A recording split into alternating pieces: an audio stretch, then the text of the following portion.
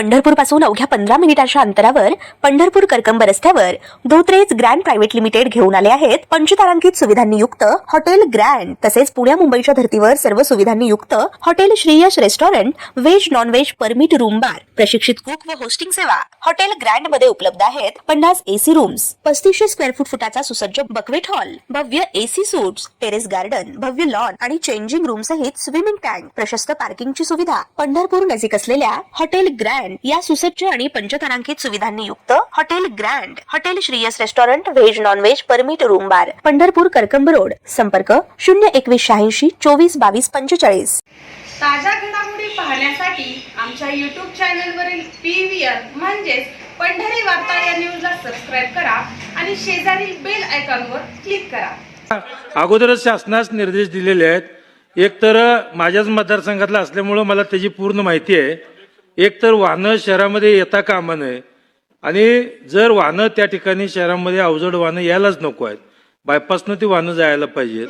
परंतु ती वाहनं आज शहरात आली कशी आणि त्या ठिकाणी कशा पद्धतीने आलेली आहेत, तर आपल्या या सगळ्या गोष्टी त्या ठिकाणी शासनानं सखोल चौकशी करून सक्त कारवाई करावी। पंढरपूर शहरातील वर्दळीच्या रस्त्यावरून होणारी अवजड वाहनांची वाहतूक हा कायम टीकेचा विषय ठरलाय। वर्दळीच्या रस्त्यावरून अवजड वाहतूक होत असल्यामुळे नागरिकांना अनेक वेळा जीव मुठीत धरून रस्ता पार करावा लागत असतानाचे चित्र दिसून येत आहे। तर नुकतंच पंढरपुरातील माता रमाई चौक परिसरात एका टँकर चालकाने वाहतूक शाखेच्या कर्मचाऱ्याकडून बेदम मारहाण करीत दंड आणि लाच दोन्ही वसूल केल्याचा आरोप केला होता। हा विषय विधानसभेत देखील गाजला होता आणि आमदार अभिजित पाटील यांनी याकडे लक्ष वेधत कारवाईची मागणी देखील केली होती।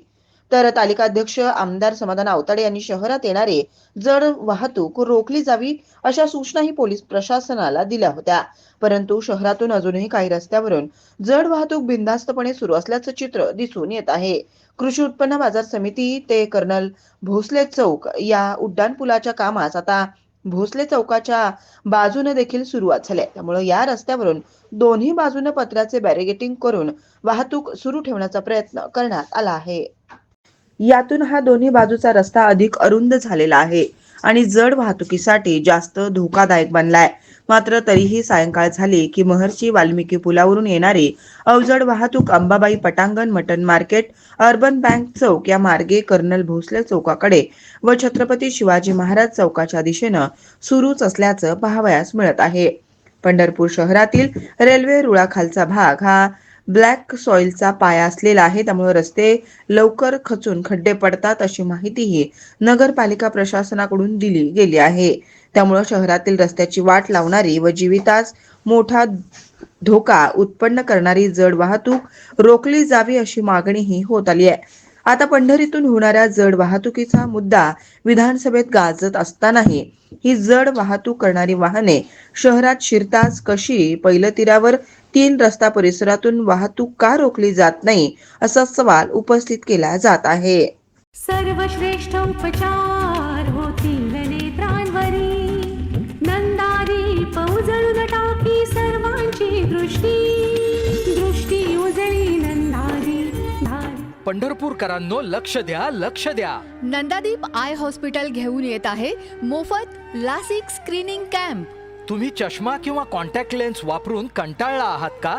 आता मिळवा लासिक लेझर उपचारांची उत्तम संधी। रविवारी 22 मार्च 2026 रोजी रखुमाई सभागृह, पंढरपूर बस स्टँड समोर, पंढरपूर इथं। या कॅम्प मध्ये मिळणार मोफत लासिक स्क्रीनिंग, संपूर्ण डोळ्यांची तपासणी, cornea scan, LASIK eligibility test. Special camp offer 50,000चे लासिक उपचार आता फक्त 32,999 मध्ये। मर्यादित जागा उपलब्ध। आजच आपली नोंदणी करा। फोन 92 2000 1000। दृष्टी म्हणजे नंदादीप।